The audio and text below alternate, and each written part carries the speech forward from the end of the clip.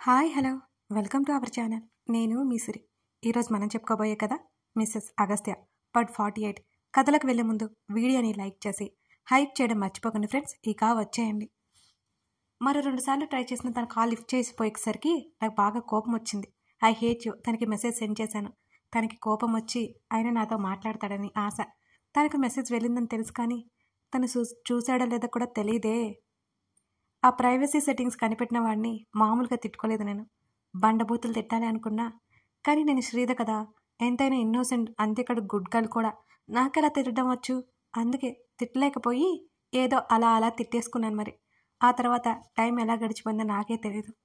ఇంటికి వెళ్ళిపోవాలి అనిపించింది. తను అలా ఉంటే నాకు ఏమీ తోచలేదు. ఆలోపే డాడీ డిన్నర్కి పిలవడంతో హాల్లోకి వెళ్ళాను. నేను మెట్లు దిగుతుండగానే తను లోపలికి వస్తూ కనిపించాడు. అప్పటి వరకు దిగులుగా ఉన్న నా ముఖంలోకి ఒక్కసారిగా విద్యుత్ బల్బు ముఖంలో పెట్టుకున్నట్టయింది. నా కళ్ళు నక్షత్రాల కంటే ఎక్కువగా మెరిశాయి. గబుక్కున వెళ్ళి హత్తుకోవాలి అనిపించింది. చుట్టూ అంతా నాకు బ్లర్గా కనిపిస్తుంది, ఒక్క తను తప్ప. గబగబా మెట్లు దిగుతున్నాను నేను. తనని త్వరగా చేరుకోవాలి అని తొందర. అగస్త్య కమ్, డాడీ పిలవడంతో ఈ లోకంలోకి వచ్చి పడ్డాను నేను.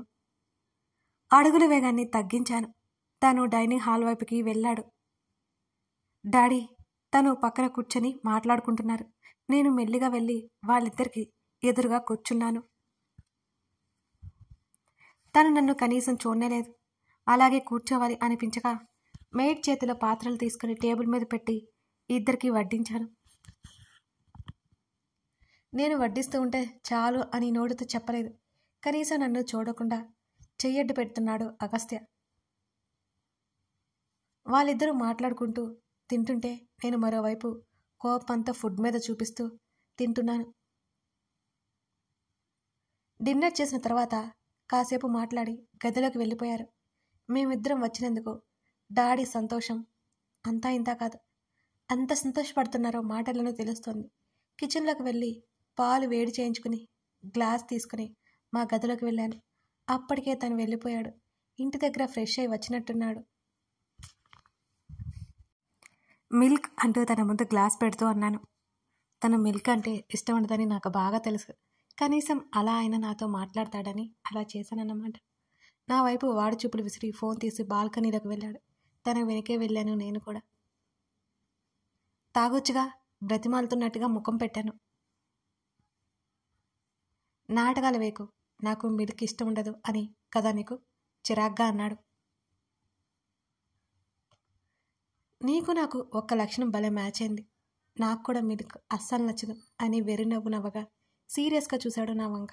వెంటనే నవ్వడం ఆపేసి, నాకు ఇష్టం లేకపోయినా నేను తాగుతున్నాను కదా, నువ్వు తాగొచ్చు కదా అని అన్నాను మూతి ముడుచుకుని. కొట్టేస్తాను జాగ్రత్త. ఫోన్ తీసి ఎవరికో కాల్ చేశాడు అగస్త్య. నాకు అర్థమైంది ఇక మాట్లాడకూడదని. ఎలాగో అలా సగం కప్ తాగేసి ఇక నా వల్ల కాలేదు. ఇంకొంచెం తాగితే పొట్ట పగిలిపోయేలా అనిపించింది. ఆ తాగినది అరగడానికి కిందకి వెళ్ళి గ్లాస్ పెట్టేశాను. ఆయాసపడుతూ మళ్ళీ పైకొచ్చేశాను. నేను వచ్చేసరికి బెడ్ రెస్ట్కి ఆనుకొని కూర్చొని కనిపించాడు అగస్త్య. డోర్స్ క్లోజ్ చేసి లైట్ ఆఫ్ చేసి డిమ్ లైట్ వేసి పాక్కుంటూ తన దగ్గరికి చేరిపోయాను. అయ్యగారిని కూల్ చేయాలి కదా దేవుడా, పరీక్ష పెట్టావయ్యా నాకు అని గాల్లోనే దండం పెట్టాను. నన్ను వింత జంతువుని చూసినట్టు చూశాడు అగస్త్య. తన చేతిని పట్టుకున్నా. తనేం రియాక్ట్ అవ్వలేదు. మెల్లిగా ఇంకా దగ్గరగా జరిగాను. ఎందుకో తెలీదు, తను ఏమనుకుంటాడో, లోపల ఎలా ఫీల్ అవుతాడో అనే భయాలు, కంగారు ఉండదు నాకు. ఎందుకంటే తన కళ్ళలో కూడా నా గురించి ఏమనుకోడని నాకు గట్టి నమ్మకం వచ్చేసింది. మెల్లిగా తన టీషర్ట్ బటన్ తీస్తుంటే అప్పుడు చూశాడు నా వైపు కళ్ళెత్తి. మా ఇద్దరి కళ్ళు కలుసుకున్నాయి. నేను కళ్ళు మాత్రమే ఎత్తి చూశాను. ఆ మస్క వెలుతురులో కూడా తను పున్నమి చంద్రుడిలా మెరిసిపోతున్నాడు నా కళ్ళకి. వెంటనే నా చేతిని పట్టుకుని, ఏంటి వేషాలు అని అడిగాడు తను. నీకు ఒక్కపోస్తుందేమోనని నీ పైన బటన్ తీస్తున్నాను మరింత అమాయకంగా కళ్ళు టపటపలాడిస్తూ చెప్పాను. ఆహా, ఒక్కపోతుగా ఉంది అని తను అనగానే నేను చెప్పింది నమ్మేశాడని గర్వం నాలో నేనే మురిసిపోయాను. నేను అలా మురిసిపోతుండగానే పెద్ద బాంబు పేల్చాడు. చాలా చాలా ఉక్కపోతగా ఉంది. టీషర్ట్ కూడా తీసి చేతులు పైకి పెట్టేశాడు తను. నేనేదో తన్ని కూల్ చేద్దాం అనుకుంటుంటే నాకే రివర్స్ చేసేలా ఉన్నాడే. అంతే ఏం లేదు కదా అన్నాను తడపడుతూ. లేదు, చాలా ఉక్కగా ఉంది అని నా 2 చేతులు పట్టుకొని మీదకు లాక్కున్నాడు తను. నా తల తన ఛాతీకి తగిలింది. ఏసీ ఆన్లోనే ఉంది, టెంపరేచర్ తగ్గించనా అని అడిగాను. టెంపరేచర్ తగ్గించొద్దు, కానీ నా టెంపర్ తగ్గించు, చెప్పా పెట్టకుండా వెళ్ళిపోవడమేనా? సీరియస్గా చూశాడు నా వైపు. నేను చెప్పాలి అనుకున్నాను, డాడీతో మాటల్లో పడి మర్చిపోయాను. ప్రామిస్, నిజమే చెప్తున్నాను అన్నాను తన కళ్ళల్లోకి చూస్తూ. నా బుగ్గలు 2 వత్తిపట్టి సున్నితంగా తన దగ్గరికి తీసుకుని, చాలా కోపం వస్తుంది, కూల్ చేయి అని అన్నాడు అగస్త్య. ఏం చేయాలి అని అడిగాను అమాయకంగా. నన్ను అడిగితే ఎలా ఫాస్ట్గా నా కోపం పోకపోతే ఇప్పటికిప్పుడు వెళ్ళిపోతానని చెప్తున్నా అని అంటున్న తన మాటలకి కళ్ళు తేలేసి చూశాను. నాకు రాదు అన్నాను. నేను నేర్పించిన తన చేతులు చేస్తున్న మాయకి నాలో వేవేలా అలజడులు. నా నడుము మీద గట్టిగా గిల్లేశాడు. ఎగిరిపడి ఒక్క అరుపరిచాను నేను. ఏమైంది? చిరాగ్గా ఉన్న తన గొంతుకి తిరిగి చూశాను. నేను బెడ్ చివర ఉంటే తను బెడ్ రెస్ట్కి ఆనుకుని ఫోన్ చేతిలో పట్టుకుని కనిపించాడు. అంటే ఇదంతా కలన్నమాట, ఇదంతా నా భ్రమ. ఓ మై గాడ్, ఉఫ్, ఇదే కదా జరగబోయేది అనుకుంటూ తన వైపుకి వెళ్ళేసరికి ఫోన్ పక్కన పెట్టి మరోవైపుకు తిరిగి పడుకున్నాడు అగస్త్య. కోపాన్ని కంట్రోల్ చేసుకుంటున్నట్టుగా అర్థమైపోయింది నాకు. బెడ్ మీద పాక్కుంటూ వెళ్ళి తనని వెనక నుంచి హత్తుకున్నాను. తనేమాత్రం రెస్పాండ్ అవ్వలేదు. తన ఛాతీ మీద మెల్లిగా చేత్తో తడమసాగాను. ఓయ్, కోపం వచ్చిందా? తన మీదుగా తన వైపుకి చేరాను. దూరం జరుగు, ఒక్కింత సీరియస్గా అన్నాడు తను. నిజం చెప్పనా, నీకు కాల్ చేద్దామని మర్చిపోయాను, కానీ నువ్వు వస్తావని ఎదురు చూశాను. నిజంగా ఇదే నిజం. ఉదయం క్రిష్ వచ్చాడు, అందుకే ఇక్కడికి రావడం లేట్ అయింది. ఇంకా ఈ రాత్రికి ఇక్కడే ఉండిపోదాం, నీకు కాల్ చేద్దాం, నువ్వు వస్తావు అనుకున్నాను. నమ్మవా నన్ను? అమాయకంగా కళ్ళు టప్టప్లాడిస్తూ అడిగాను. నిద్రపోయే టైం అయింది, డిస్టర్బ్ చేయకుండా పక్కకెళ్ళు తను అంటుంటే పొగరు మాత్రం మామూలుగా లేదు అనుకోకుండా ఉండలేకపోయాను. నాకు కోపం వస్తోంది అని అరిచినట్టుగా మాట్లాడాను. తనకు చీమ కుట్టినట్టు కూడా లేదు నేను అరుస్తుంటే. కళ్ళు మూసుకున్నాడు నిద్రపోవడానికి సంసిద్ధుడవుతూ. 2 చేతులు కట్టుకున్నట్టుగా ఒకవైపుకు తిరిగి పడుకున్నాడు. తన చేతులు విడదీశాను.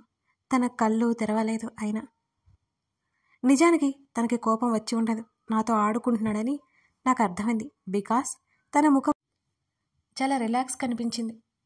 తన కౌగిలిలో దూరిపోయాను నేను. తన చేతులు నా చుట్టూ నేనే వేయించేసుకున్నాను. ఓయ్, పిలిచాను. చెప్పు, ఎందుకు యాక్ట్ చేశావు? నేను ఎంత భయపడిపోయినా తెలుసా అని అడిగాను. నాకు యాక్ట్ చేయడం రాదు అని అన్నాడు తను, ఇంకా నన్ను దగ్గరికి లాగేసుకుంటూ. మరి ఇప్పటి వరకు తమరు చేసిందేంటో అని నా నడుము చుట్టూ ఉన్న తన చేతి మీద చేతులు వేసి అడిగాను. తెలుసుకోవడానికి ప్రయత్నం చేస్తున్నా. ఏంటో అది. నాకు కోపం వస్తే నీ రియాక్షన్ కోసం చూస్తున్నా అన్నాడు నా మెడవంపులో ముద్దిస్తూ. నీకు కోపం రాని రోజు ఏదసలు? నువ్వు నా రియాక్షన్ చూడని నిమిషం ఏదసలు అని వెటకారంగా అన్నాను. ఆఫ్టర్ మ్యారేజ్ నేరుగా నా నడుమును తాకుతున్న తన చేతుల స్పర్శకి మాటలు మూగబోయాయి నాకు. మాయగాడివి నువ్వెలా రియాక్ట్ అవుతావోనని నేను భయపడి చస్తుంటే ఇప్పుడు తాపీగా రియాక్షన్ చూస్తాను అంటావా? ఎలాగో మెల్లిగా మాటలు కూడా తీసుకొని చెప్తాను.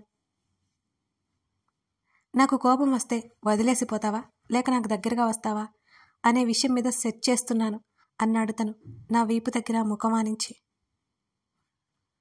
తనకి అభిముఖంగా తిరిగాను నేను.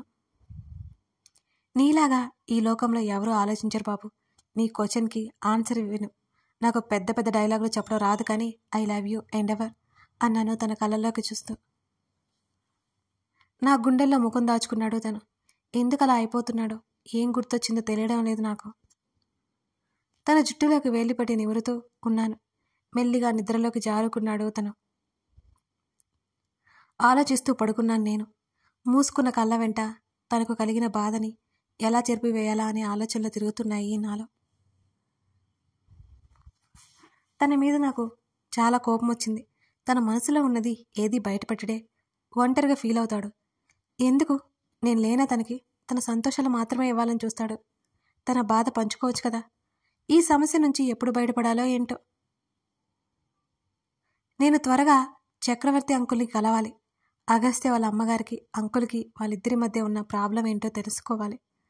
అంకుల్ ఎలాంటి తప్పు చేయరు అని డాడీ అంటున్నారు. మధ్యలో ఈ నందిని ఎవరు? అందరికంటే ముందు అగస్త్య, అత్తయ్య జయంతిని మెల్లిగా నా దారిలోకి తెచ్చుకోవాలి. కానీ ఎలా తెచ్చుకోవాలి? ఇవన్నీ జరగాలంటే నేను ఆ ఇంట్లోకి ఎంటర్ అవ్వాలి. నా కోపిష్టి హస్బెండ్ అక్కడికి వెళ్తేనే నా కాళ్ళు విరిచేస్తానన్నాడు. ఏం చేయాలి నేను? నాకు వచ్చిన ఐడియా చూసి నాకు నేనే ముచ్చటపడ్డాను. మరుసటి రోజు ప్లాన్ ఎగ్జిక్యూట్ చేయొచ్చని సంతోషంగా కళ్ళు మూసుకున్నాను. ఎప్పట్లాగే ఉదయాన్నే త్వరగా లేచాడు తను. నన్ను మాత్రం తన చేతులు డిస్టర్బ్ చేస్తూనే ఉన్నాయి. అబ్బా వదులు స్వామి, నిద్రొస్తోంది అన్నాను చిన్నగా మూలుగుతూ. పెళ్ళైన కొత్తలో ఇలాగే ఉంటుంది, నిద్ర ఉండదు అని కళ్ళు తెరిచి చూసేసరికి తన చేతుల్లో ఉన్నాను నేను. గోడ గడియారం వైపు చూశాను. టైం 6 కూడా కాలేదు. అప్పుడే లేపేసావేంటి? తన మెడ చుట్టూ చేతులు వేసి ముద్దగా అడిగాను. మార్నింగ్ రొమాన్స్ నా కళ్ళలోకి చూస్తూ చెబుతున్నా తన మాటలకి కళ్ళు పెద్దవి చేసి చూశాను.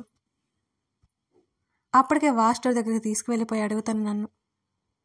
నన్ను ఎత్తుకునే ఉండి కాలుతో దాన్ని నెట్టగా అది తెరుచుకుంది. రాత్రి వేస్ట్ అయింది, మార్నింగ్ వేస్ట్ చేయను అంటున్న తన మాటలకి ఉక్కిరిబిక్కిరైపోయాను నేను.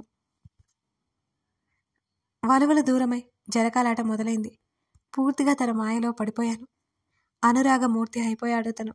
ఈ మధ్య తెలుగు సాహిత్యం చదువుతుంటే కొత్త కొత్త పదాలు తెలుసుకున్నాను నేను కూడా. మరి నేనేనా ఇది అని అనిపించి నవ్వుకుంటూ తెలుగు పదాలు ఇంత అద్భుతంగా ఉంటాయా అనిపిస్తుంది ఒక్కొక్కసారి. ఇప్పుడు ఎంతసేపు కావాలంటే అంతసేపు పడుకో అని నాకు టవల్ చుట్టి నన్ను జాగ్రత్తగా బెడ్ మీదకి చేరుస్తూ అన్నాడు అగస్త్య. ఎంత పెద్ద మోసం ఇది అన్నాను. ఇప్పుడు నేనే మోసం చేశాను? మిర్రర్లో చూసుకొని తల తుడుచుకుంటున్నాడు తను. నేనేం మాట్లాడలేదు, తన్నే చూస్తున్నాను. సైట్ కొడుతున్నావా నాకు? అవును, తప్పేంటి? యువర్ మై మొగుడు అన్నాను దుప్పటి మెడ వరకు లాక్కొని కప్పుకుంటూ. నేను పడుకో అంటే నిజంగానే పడుకుంటావా? లేలే లేజీ ఫెల్లో, టిఫిన్ టైం అయింది అని తొందర చేశాడు. ఒకసారి ఇలారా అని పిలిచాను. నా డ్రెస్ ఎక్కడా అని అడిగాడు తను. ముందు రా చెప్తాను అని చేతులు చాపాను. భుజాలు కదిలించి నా దగ్గరికి వచ్చాడు తను. ఇంకా దగ్గరికి అన్నాను నేను. నా మీదకి ఒరిగి ఏంటి అన్నట్టు నా వైపుగా చూశాడు. తన మెడ చుట్టూ చేతులు వేసి మీదకి లాక్కుని ఐ లవ్ యూ అన్నాను తన్ని అలాగే హత్తుకొని. తన పెదవుల మీద నవ్వొచ్చింది. నువ్వు వదలకపోతే వేస్ట్ అయిన నైట్ ఇప్పుడు మళ్ళీ ఫుల్ఫిల్ చేస్తాను అన్నాడు కళ్ళతోనే చిలిపిదాను చిలకరిస్తూ. ఇప్పుడు వరకు చేసింది ఏంటో మరి, ఇందాక ఇదే మాట చెప్పారు కదా తమరు అని అన్నాను నేను. మెల్లిగా నా నుంచి దూరం జరిగి మీదకు వాలినట్టుగా నా నుదురికి తన నుదురు ఆనించాడు అగస్త్య. తనివి తీరలేదు సెనోరిటా. తన మాటలకు సిగ్గు ముంచుకొచ్చేసింది నాకు. తన చుట్టూ ఉన్న నా చేతులు వదిలేశాను. ఏంటి అలా అయిపోయావు? కావాలని నన్ను ఆట పట్టిస్తూ నా గడ్డం పట్టుకుని తల పైకి ఎత్తాడు. ఏం లేదు, నువ్వెళ్ళు. సాయంత్రం నేను ఇంటికి వచ్చేసరికి ఇంట్లో ఉండలేదు అంటే కాలు విరగొడతా అన్నాడు తను. అప్పటి వరకు కూల్గా ఉన్నా నాలో కోపం ఎగబాగింది ఒక్కసారిగా. అదేంటి? ఎందుకని? అప్పుడేనా? నేను ఇంకా 3 డేస్కి బట్టలు కూడా తెచ్చేశాను అని అన్నాను లేచి కూర్చుంటూ. తను బట్టలు వెతుక్కుని తీసుకున్నాడు. నేను ఇంకొక క్షణం కూడా ఉండలేను, నీకు తెలుసు కదా. నేను ఎక్కడ అడ్జస్ట్ అవ్వలేను. నేను అంకుల్ రిక్వెస్ట్ చేయడంతో ఇక్కడికి వచ్చాను. తన మాటలకు ఆశ్చర్యంతో నోరు తెరిచి చూశాను. అంతలోనే అరికాల్లో నుంచి కోపం సర్రున పాకింది. నా మీద దుప్పటి నెట్టేసి టవల్ జాగ్రత్తగా పట్టుకొని తన ముందుకు వెళ్ళి నడుం మీద 2 చేతులు పెట్టుకొని నిలబడ్డాను ఆవేశంగా. కథ కొనసాగుతుంది. ఇంతకీ మన శ్రీధకి ఎందుకు ఆవేశం వచ్చినట్టు? అగస్త్యని బాగా కూల్ చేసింది కదా. ఈ స్టోరీ మీకు ఎలా అనిపిస్తుంది? స్టోరీ నచ్చితే లైక్ చేసి కామెంట్ చేయడం మర్చిపోకండి. అలాగే మన ఛానల్ని ఇంకా సబ్స్క్రైబ్ చేసుకొని వాళ్ళుంటే తప్పక సబ్స్క్రైబ్ చేసుకొని సపోర్ట్ చేస్తారని ఆశిస్తున్నాను. Thank you.